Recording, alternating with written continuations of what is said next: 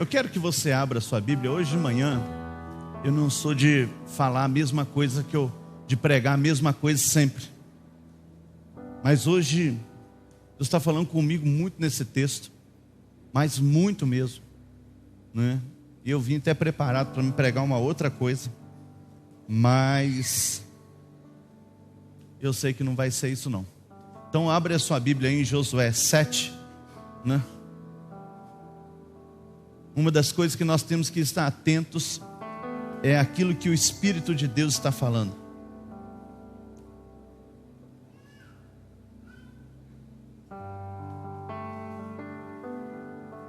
Josué 7,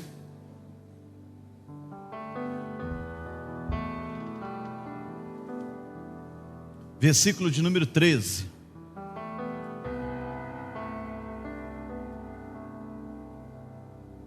Você achou?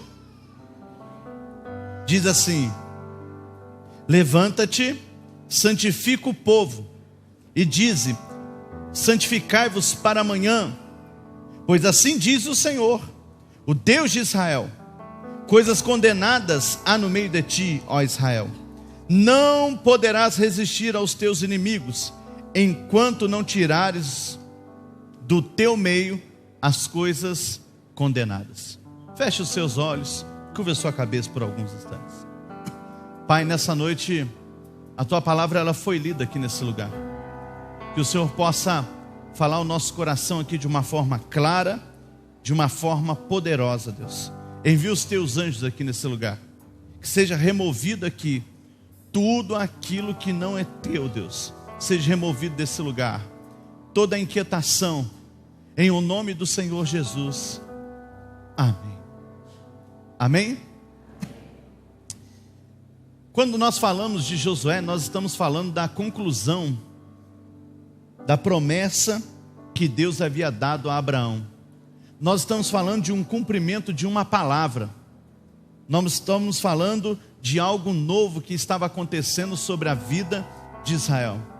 Quando todas as vezes que você chegar no livro de Josué, você vai ver que Deus está levando o povo a um outro momento.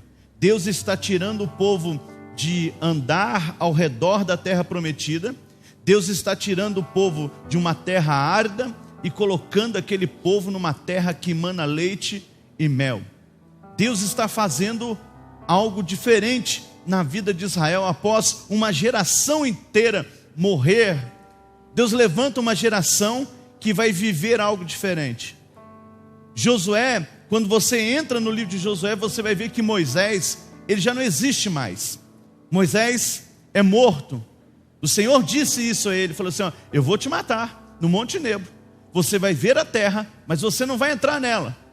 Então, quando Moisés morre, Deus levanta Josué, servo de Moisés, para assumir o seu lugar e começar uma nova jornada. E a jornada de Israel começa nada mais, nada menos com a travessia do Rio Jordão. E após a travessia do Rio Jordão, eles encontram uma muralha e uma cidade chamada Jericó. E durante 6 dias aquele povo, ele rodeou aquela muralha por uma vez. Mas a Bíblia diz que no 7º dia, eles rodearam por 7 vezes aquela muralha que era intransponível, algo que ninguém conseguia fazer ou vencer naquele lugar. Deus ele age de uma forma tão poderosa que as muralhas elas caem, aquele povo entra, eles derrotam o exército de Jericó, tomam aquela cidade, e existia uma ordem de Deus sobre aquela cidade, uma ordem diferente de todas as outras batalhas que Israel havia lutado. Deus diz assim: olha, quando vocês entrarem nessa terra, tudo que vocês pegarem de ouro, prata, pedras preciosas e outras coisas, vocês vão separar isso a mim, isso é meu. Por que diferente de todas as outras ordens? Porque todas as vezes que Israel lutou, os despojos de guerra eram direito deles que lutavam. Mas isso daqui nós precisamos entender que Deus está passando uma mensagem a Israel quando eles estão entrando na terra prometida. Deus está passando, qual é a mensagem? Deus está dizendo assim: olha, a primeira conquista suas o meu dízimo é aquilo que eu estou separando para mim. Isso daqui é como um dízimo, como uma oferta de tudo que vocês vão conquistar. Você vai perceber que nas próximas conquistas, Deus sempre dizia, os despojos são repartidos entre as tribos e das tribos a cada pessoa ali. Mas Jericó foi diferente. Deus dá uma ordem a eles, diz assim, vocês não podem pegar nada. Tudo que vocês pegaram nesse lugar vai ser meu. Por que Deus disse isso também? Porque Deus deu uma ordem que todas as pessoas que moravam naquela cidade deveriam ser mortas. Não importava se era criança, não importava se era adulto. Deus disse, acabou, nós vamos exterminar esse povo. Olha que interessante.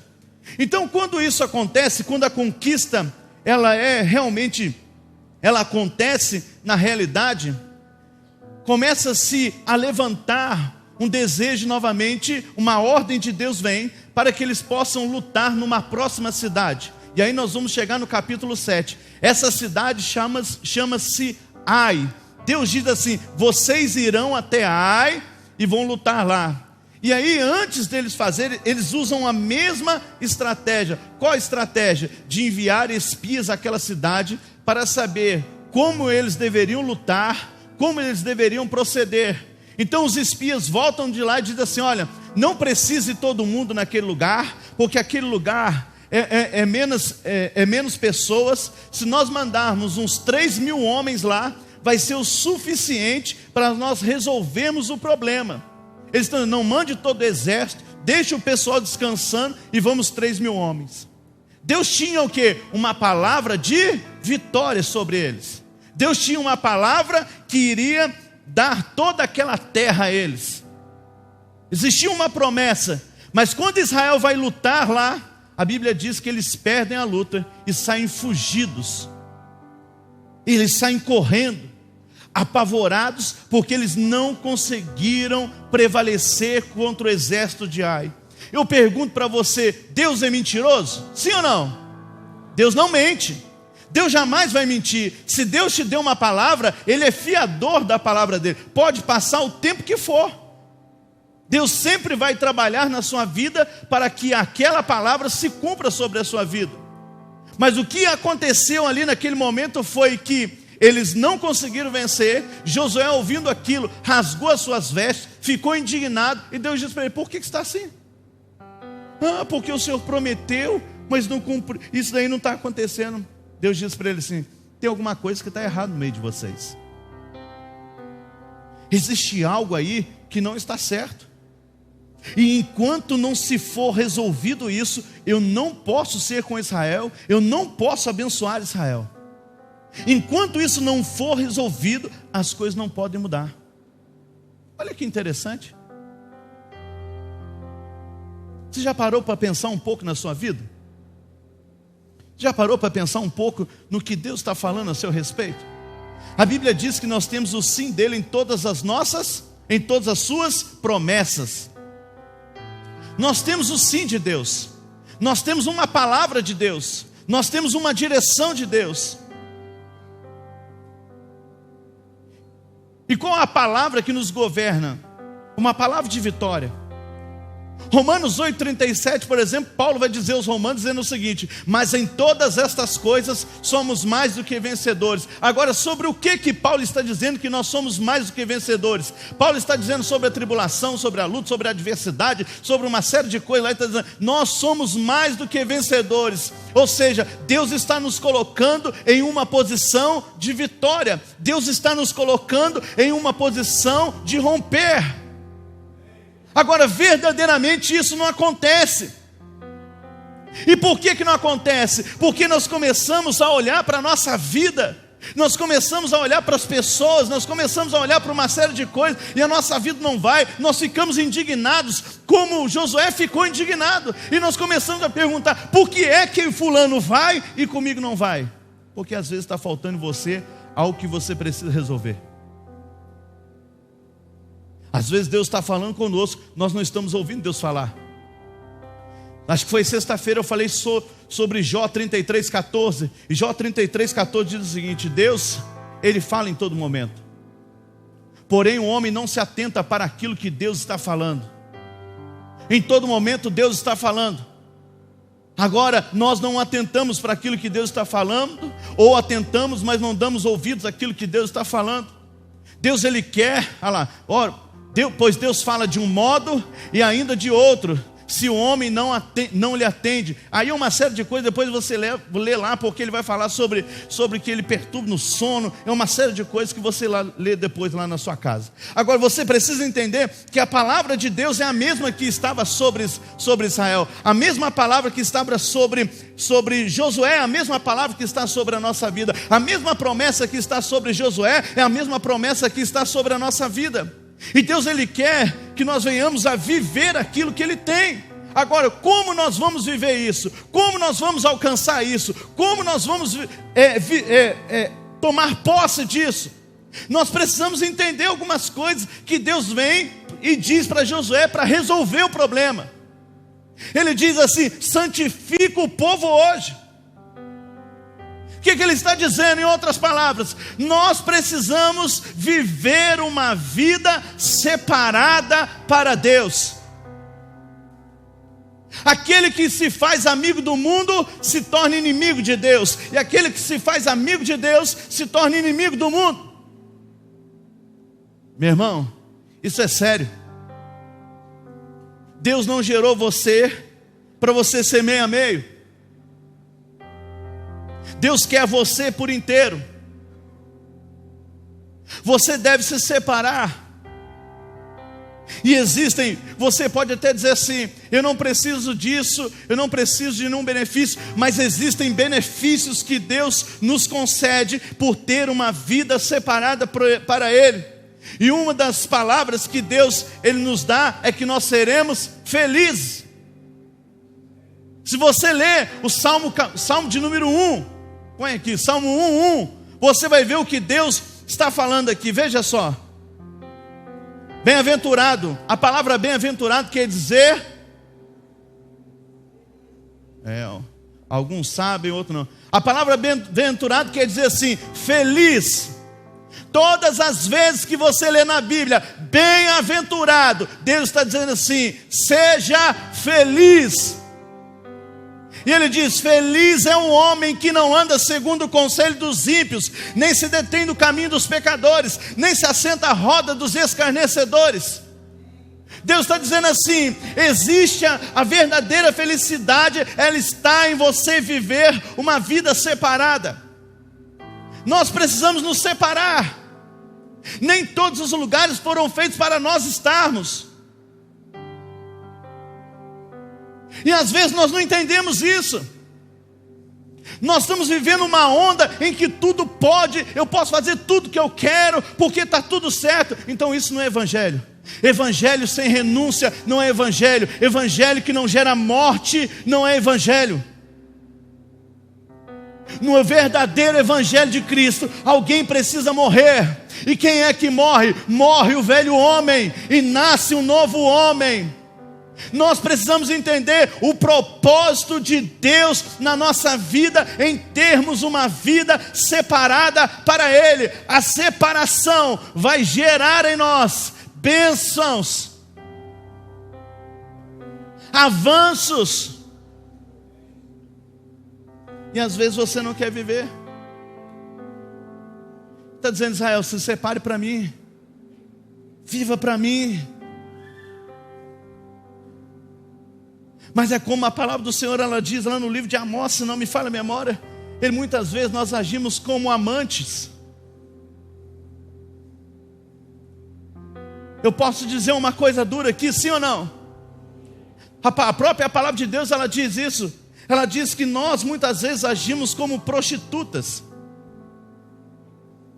Lê lá em Amós, depois você vai ver. Oséias ou Amós?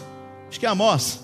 Vai estar lá, mas deixa eu te dizer uma coisa, é algo poderoso. Deus nos quer separados. Nós não podemos permitir que o mundo entre dentro da promessa que Deus nos tenha. Nós não podemos permitir que a contaminação entre sobre aquilo que Deus está falando, ou sobre aquilo que Deus está liberando sobre a nossa vida.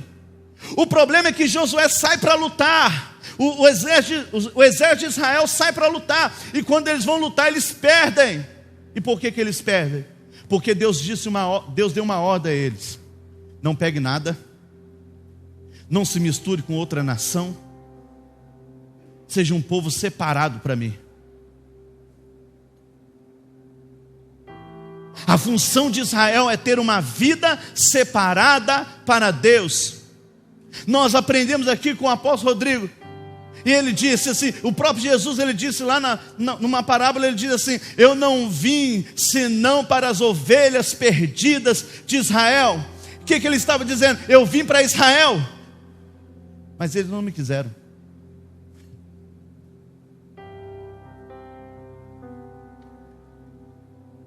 Deus é para você.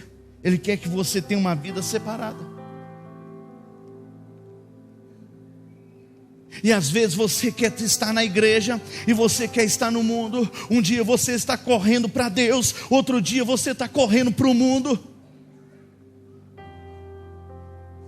Parece que muitas vezes é um jogo de sedução. E meu irmão, Deus não quer isso de você. Existem muitas coisas que estão dando errado na sua vida. Não é porque Deus não é com você, não é porque você não tem uma palavra do Senhor, não é porque Deus não quer, é simplesmente porque você não quer. E quando você não quer, meu irmão, ninguém pode fazer nada por você. Quando você não quer, ninguém pode fazer nada por você, nem o próprio Deus. Sabe por quê? Porque Deus te deu o direito de escolha. Embora os planos e projetos de Deus sejam bons para a nossa vida, nós devemos escolher se nós queremos ou não. É quando você lê Deuteronômio 28. Ele fala sobre as bênçãos e maldições. E Deus vem e diz assim: eis que coloco diante de ti as bênçãos e... Mas eu digo para você, escolha a bênção. Por que Deus põe diante de você a bênção e a maldição? Porque você pode escolher se você quer uma coisa ou outra. Ele vai dizer para você o que você deve escolher, mas sobretudo a sua vontade é que vai prevalecer.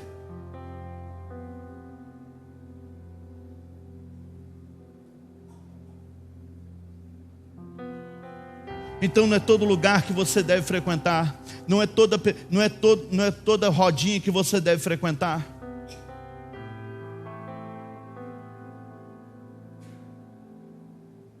Então você precisa aprender a se separar. Qual a segunda coisa que Deus diz aqui nesse texto? Ele diz assim: tire do seu meio aquilo que está errado.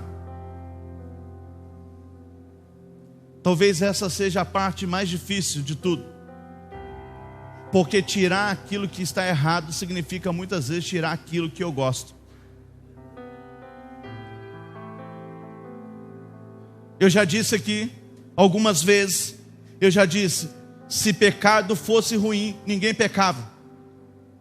Só pecamos porque o pecado ele é bom.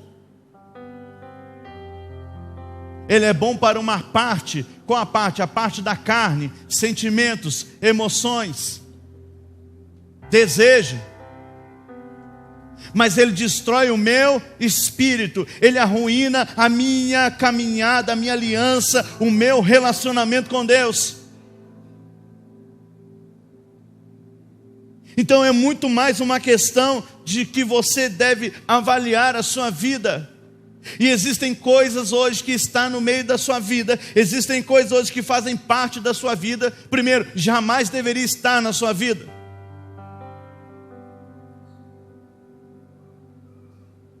Segundo, isso faz com que você afunde, é algo que te puxa para baixo.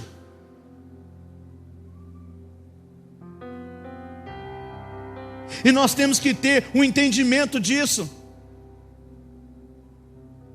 No caso aqui existia uma capa babilônica, 200 ciclos de prata e uma barra de ouro. Está no versículo de número 21. Quando viu despojos de uma capa babilônica, 200 ciclos de prata e uma barra de ouro de 50 ciclos. Ele diz, eu cobicei isso. No caso, o que estava errado aqui era algo que ele havia escondido debaixo da sua tenda. E existem coisas, preste bem atenção no que eu vou dizer. A maioria das coisas que devem ser tiradas da nossa vida não está aos olhos de todo mundo. Está escondido em lugares onde nós não queremos permitir que pessoas acessem. Porque quando elas acessam, elas descobrem o verdadeiro caráter que temos. Como é que é? Tem coisa que está errada na nossa vida que as pessoas nunca vão saber. Porque se elas souberem, elas vão encontrar o verdadeiro caráter que temos. Ela vai entender o que realmente está dentro de nós. E tem muita coisa que está dentro de nós, meu irmão, que vai assustar muita gente. Ou você vai dizer que tem uns que vêm aqui com um discurso e falam assim: eu sou muito bom,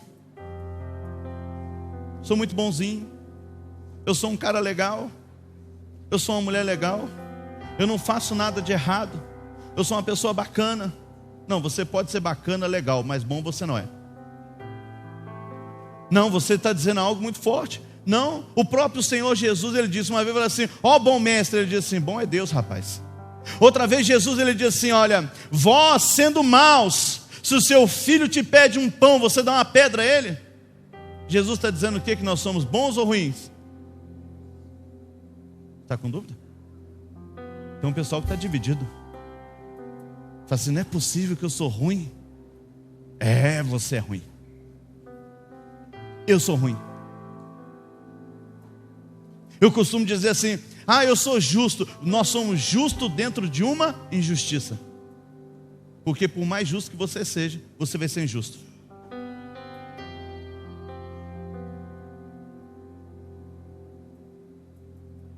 Então você não é bom.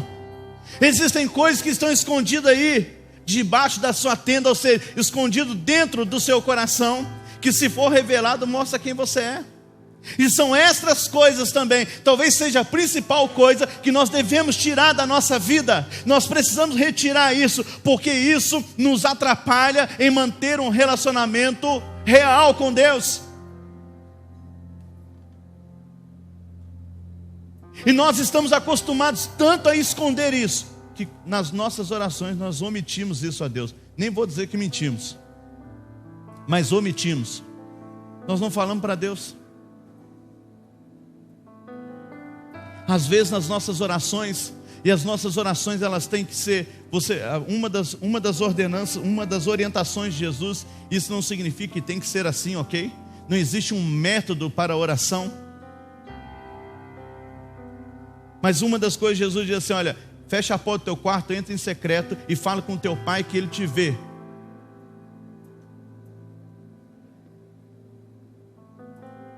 Você pode orar na sua casa, você pode orar na rua, você pode orar no monte, você pode orar dentro do seu carro, você pode orar dentro do banheiro. Mas uma das coisas que nós precisamos entender é que quando nós vamos falar com Deus, não é pecado você dizer para Deus que você tem vontade.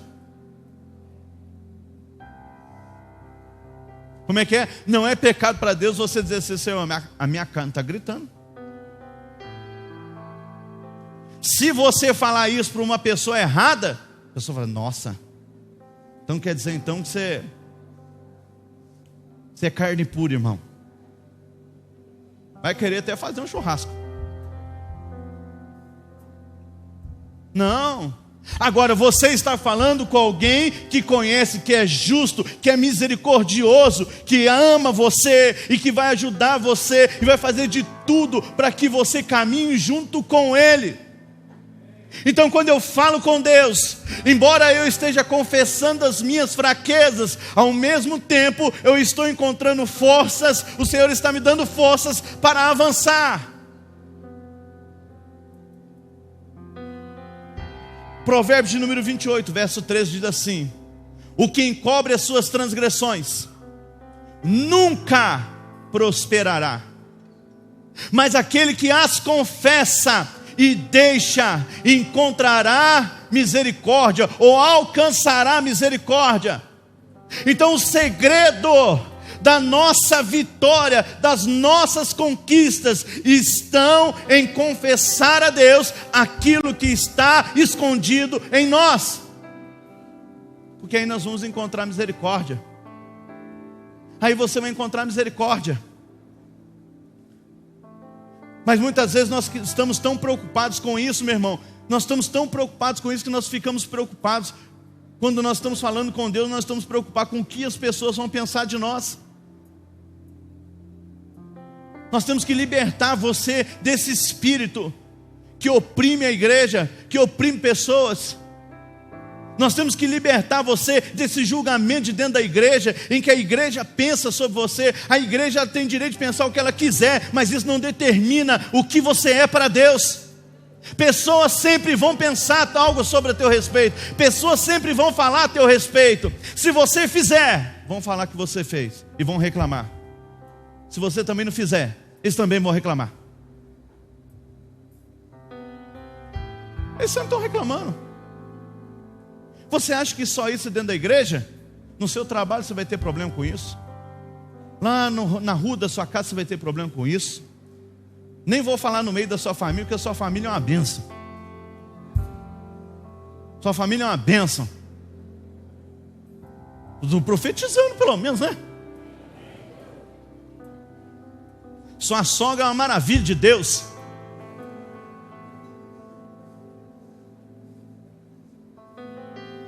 Amém? Pela sua sogra?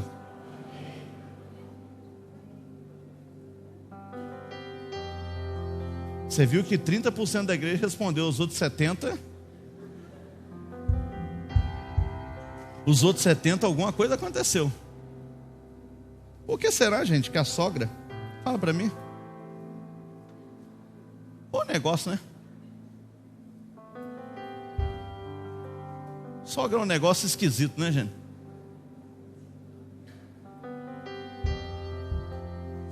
Eu tenho um amigo que ele diz assim, que Adão foi o homem mais feliz do mundo, não tinha sogra nem cunhada.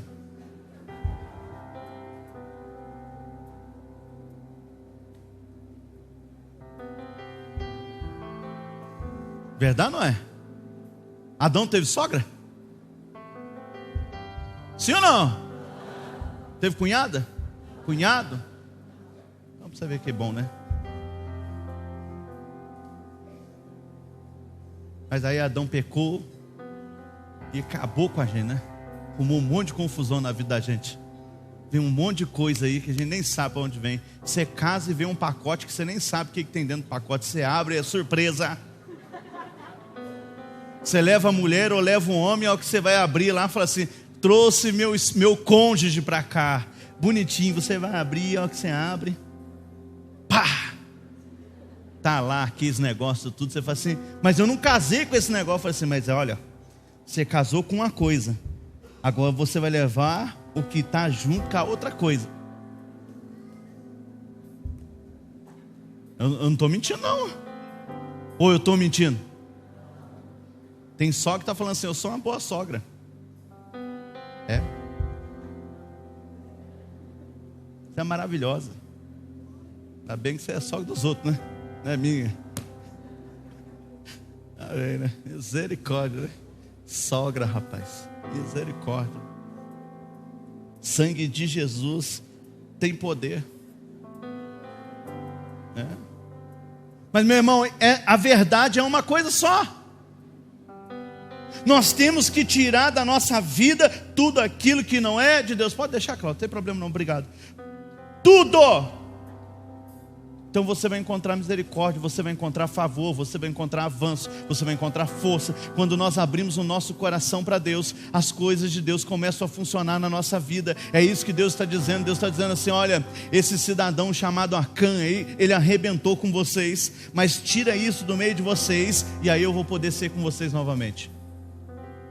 Significa o seguinte, tem coisa que só vai andar a hora que você se alinhar ao coração de Deus. Não é Deus que se alinha ao nosso coração, somos nós que nos alinhamos ao coração de Deus. Entendeu? Terceira coisa, e essa daqui, então se você, primeiro você precisa se separar. Segundo, você precisa tirar da sua vida tudo aquilo que faz com que você se afaste de Deus. E a terceira coisa é, ele está dizendo aqui, viva aquilo que a palavra está dizendo. Como assim? Está dizendo, a palavra de Deus. Deus tem uma palavra, e a única forma da palavra se cumprir é através da obediência a...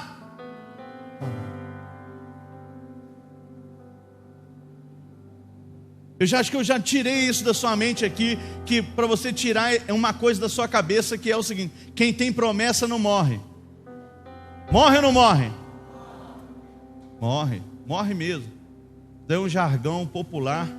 É igual aquela uma lá que fala assim: olha, não cai uma folha de uma árvore se Deus não permitir. Está escrito na palavra dele. Mentira, não está escrito, está escrito no Alcorão. Mas é uma verdade. Não é porque não está escrito que não é uma verdade. É uma verdade. Agora, isso daqui, quem tem promessa não morre, isso é mentira. Moisés morreu sem viver a plenitude da promessa de Deus. Se você for lá nos heróis da fé, acho que é Hebreus 12. Acho que é Hebreus 12. Os heróis da fé, lê lá Hebreus 12, lá na sua casa hoje à noite. Vai falar sobre os heróis da fé. Você vai ver que muitos deles morreram sem alcançar a plenitude ou viver a plenitude das promessas de Deus. Não é porque Deus é infiel, é porque muitas vezes o nosso coração toma decisões erradas. Ao invés de nós ficarmos com aquilo que Deus está dizendo, nós ficamos com aquilo que as pessoas estão pensando.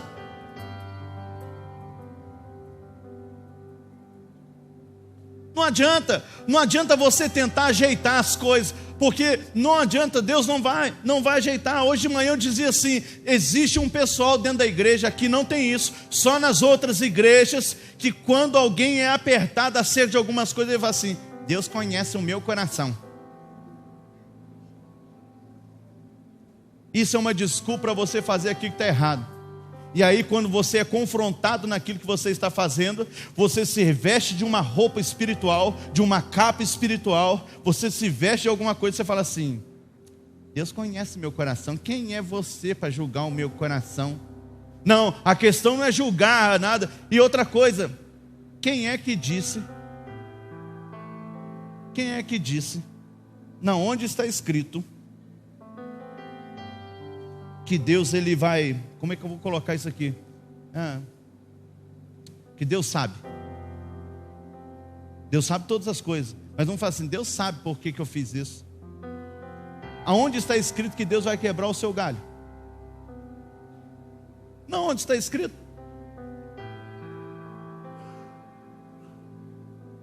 Não está escrito em lugar nenhum, gente. Mas para diminuir a dor, ou para diminuir o incômodo daquilo que eu fiz, daquilo que eu estou sentindo por aquilo que eu fiz, eu falo isso.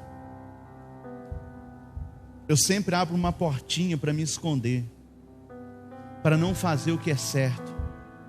Eu sempre arrumo uma desculpa para mim não fazer aquilo que a palavra está dizendo.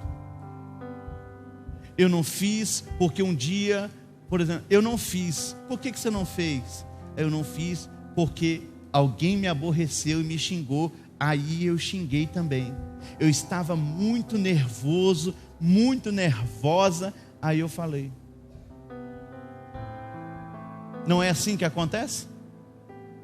Sim ou não? Mas é mentira. A boca só fala que o coração está cheio. Você só consegue pôr para fora o que está dentro de você. Você só dá o que você tem. E muitas vezes o que está dentro de nós, muitas vezes vamos voltar ao início, não é coisa boa, é ódio, é rancor, é mágoa, é raiva. Às vezes nós temos o prazer de envenenar pessoas ou situações. Às vezes tem prazer, parece que é igual aqueles que são vingativos. Tem um pessoal na igreja que é assim, viu? Eu orei, ó. Jeová está pesando a mão. Só porque deu errado, pô, irmão, você já está ali falando um monte de coisa. Como é que você vai viver as promessas de Deus na sua vida, se você não aprendeu a perdoar? Eu ia pregar sobre o Evangelho de Mateus no capítulo 6, versículo 12 hoje. Talvez vai ficar para ceia. Se você não perdoa o teu irmão, Deus também não te perdoa. Talvez seja na ceia. Não vai deixar de vir na ceia só porque eu estou falando que de repente eu vou pregar isso, hein? Você fala assim. Mas às vezes o que está dentro de nós não condiz com aquilo, e nós não queremos mudar, porque nós temos dentro da nossa mente que eu nasci assim, eu sou desse jeito, eu vou ter que ser desse jeito. E Deus está sinalizando para você, através de situações que estão acontecendo na sua vida, que você deve mudar, que você deve sair da posição onde você está, que você deve se mover da posição que você está, mas você não quer. E Deus está dizendo assim: não cumpra a minha palavra, para que eu cumpra a minha palavra sobre a sua vida. Não adianta, meu irmão, você ficar desse jeito, porque não vai resolver. Ou você vive, ou você não vive.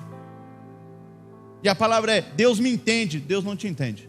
Porque se Deus entender você, Ele vai ter que entender todo mundo aqui. Deus está sendo misericordioso. Agora, entender é uma outra historinha. Tem um pessoal que fala assim: mas nós não estamos na graça? Você não pode deixar a graça sem graça, entendeu?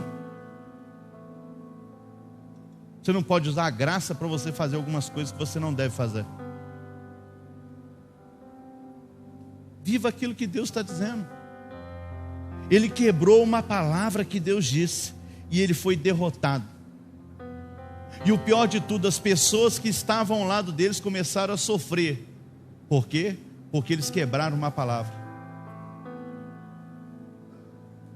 Quando você quebra um princípio, quando você quebra uma ordenança, sabe o que acontece? Você sofre. Amém? A verdade é essa. Você pode até não concordar. Agora, as pessoas que estão ao seu redor sofrem também. Tem muita gente do seu lado que está sofrendo porque você não está obedecendo aquilo que a palavra de Deus diz.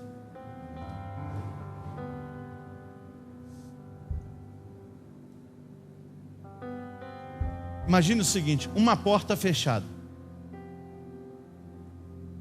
Vamos falar sobre emprego, para você entender.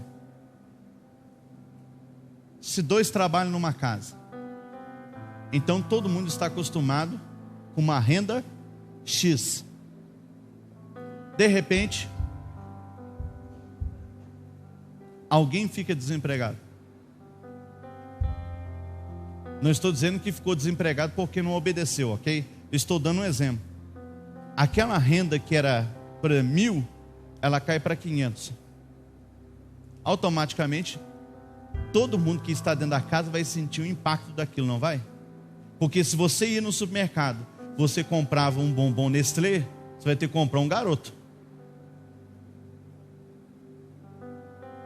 E de repente nem um Garoto. De repente aqui batonzinho. Agora, dependendo do negócio, nem um batonzinho. Eu estou te dando um exemplo simples e prático. As pessoas sentem, porque uma coisa que afeta afeta a maioria das pessoas, porque elas estão ligadas uma na outra. A mesma coisa é aqui. Por causa de Acã, uma nação inteira foi prejudicada. Por causa de uma atitude errada. Porque ele cobiçou algo que não era dele. Ele podia esperar, gente. Se ele fosse uma pessoa inteligente, uma pessoa com visão de Deus, ele não pegou agora, ele não teve despojo. Eles não pegaram os despojos de guerra agora, porque Deus disse: esse primeiro despojo é meu. Mas vinha Ai e vinha outras cidades que deveriam ser conquistadas, outros despojos viriam. Sabe o que é isso? É você não saber esperar em Deus a sua hora. Como é que eu vou aprender a viver a minha hora? Quando eu aprender a obedecer a palavra, porque eu sei que a palavra diz que em algum momento a minha hora vai chegar, o meu tempo vai chegar, o kairós de Deus vai chegar na minha vida e as coisas vão começar a mudar para mim. Deus tem um plano para a sua vida, Deus tem um propósito para a sua vida, e em algum momento Deus vai virar essa situação, e aquilo que hoje traz dor, vai trazer sorriso na sua vida. Por quê? Porque Deus, Ele é fiel em todo o tempo. Mas você precisa estar aberto para isso. Eu quero que você fique de pé, por favor.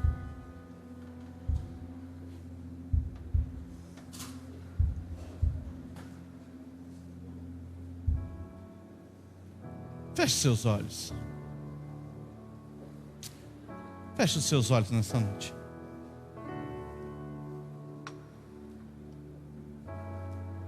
Que essa noite é uma noite em que nós temos que pensar um pouco.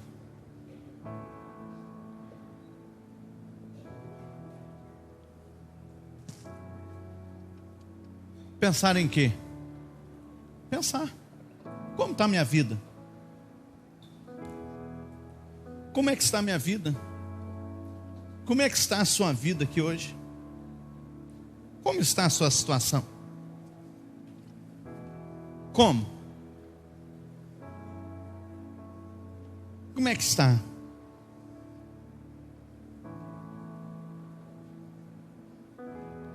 Por quê?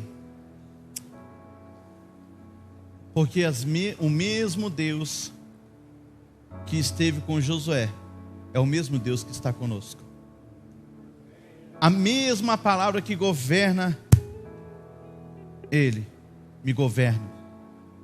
A mesma palavra que governava Josué é a mesma palavra que me governa.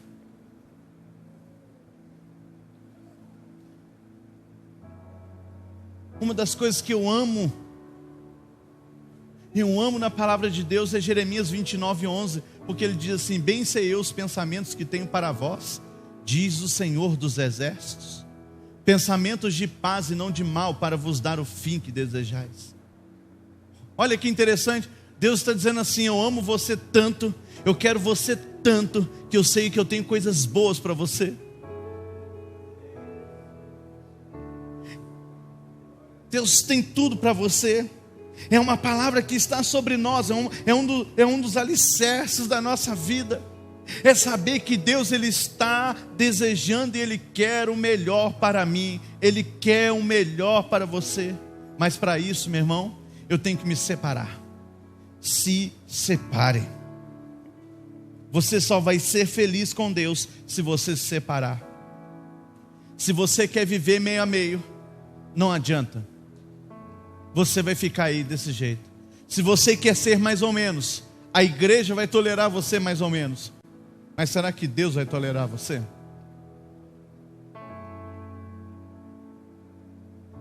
Será? Nós aprendemos já que não é porque está dando certo, porque Deus está me aprovando.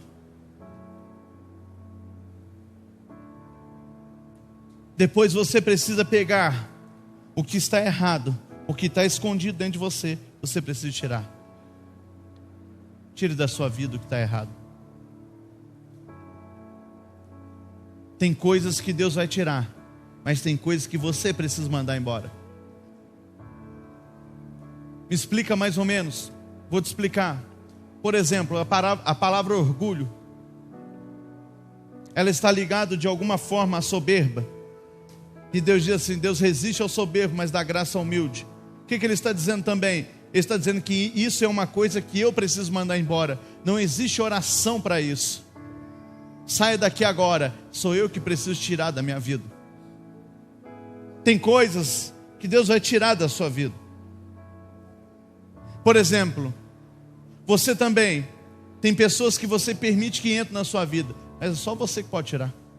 Deus pode criar circunstâncias para tirar, mas você, somente você pode tirar. Tem coisa que está dentro de você hoje, que Deus não aprova. Tem coisa que está acontecendo na sua vida, que Deus não aprova. Existem coisas que estão acontecendo na sua vida nesse exato momento, que Deus nunca quis que acontecesse com você, mas infelizmente está acontecendo. Isso é resultado de uma série de escolhas que você fez. Mas isso não significa que está tudo perdido. Isso não significa que Deus não ama você. Isso não significa que Deus desistiu de você. Isso não significa que Deus não te quer mais. Isso não significa que Deus te abandonou, ou que você é uma pessoa desprezível ao ponto de Deus não olhar mais para você. Não, não é isso. Deus, Ele continua amando você. Ele só quer que você dê uma oportunidade para que Ele faça o que é certo, para que Ele possa agir na sua vida. A terceira coisa é: viva aquilo que a palavra diz. Não negocie princípios espirituais. Não negocie aquilo que a palavra diz a seu respeito. Fique com aquilo que Deus está falando. Se Deus está mandando você para a direita, fique na direita. Se Deus está mandando você para a esquerda, fique na esquerda. Se Deus está mandando você parar, pare. Se Deus está mandando você avançar, avance. Mas fique debaixo daquilo que Deus está falando, para que você tenha êxito no que você está fazendo. Então fale com Deus, porque agora é uma coisa que eu não posso fazer mais. Eu já falei tudo que tinha que falar. Agora você precisa pensar um pouco. Ninguém melhor do que você mesmo. Quero me apresentar a Ti, ó Deus, te ofertar em louvor, me entregar, me derramar, os Seus planos cumprir, que possas achar em minha voz, que desejo ouvir, que toca o Espírito, abre o céu e enche o teu coração, ser reconhecido, marcado por transformação, aprovado pelo fogo, habilitado pela unção, sabe todos os meus dias, e pra vida e para a morte eu vou andar com Deus. O Senhor conhece os que são seus, ouve a voz sincera de um adorador que separou e marcou no teu altar para servir.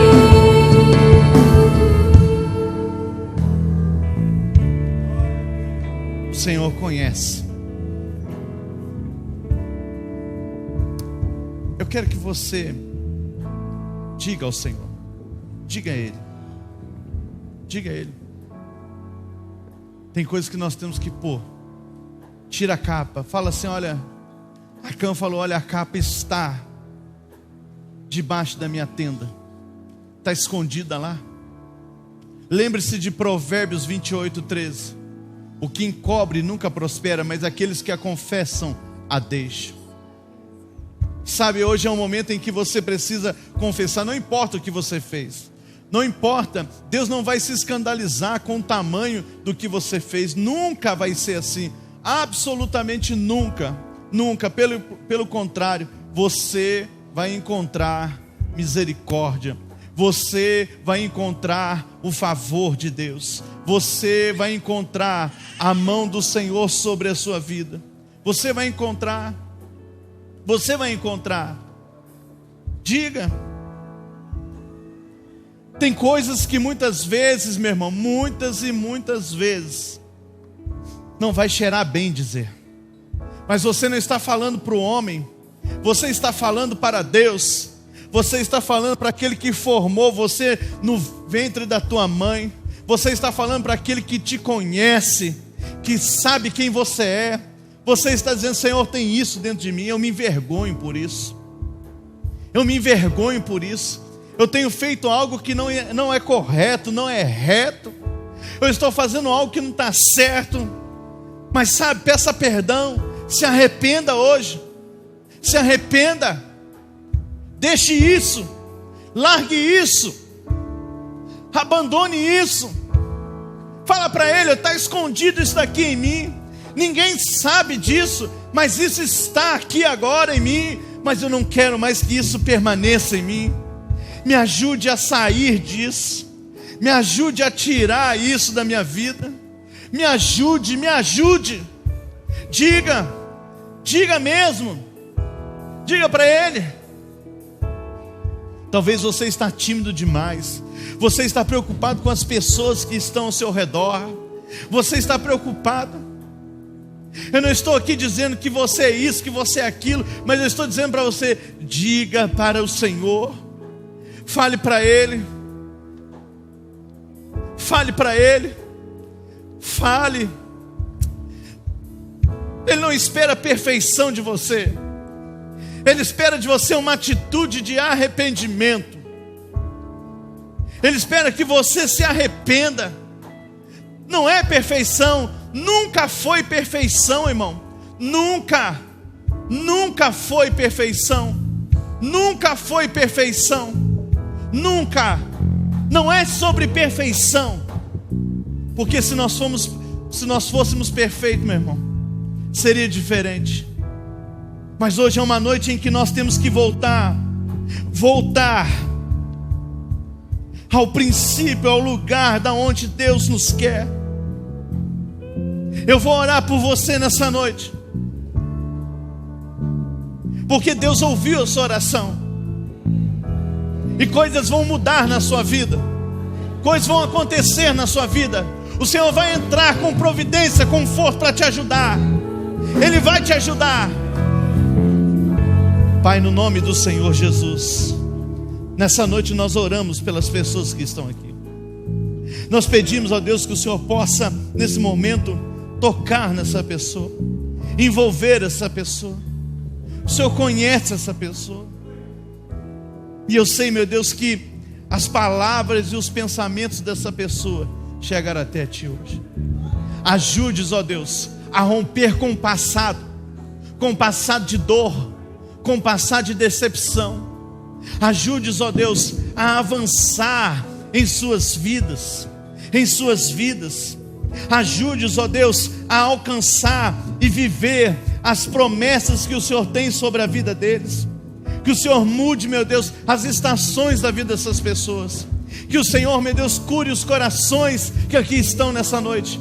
Que eles sejam fortalecidos no Senhor. Que eles sejam fortalecidos no Senhor hoje. E que hoje, a partir desse momento, eles encontrem força para avançar.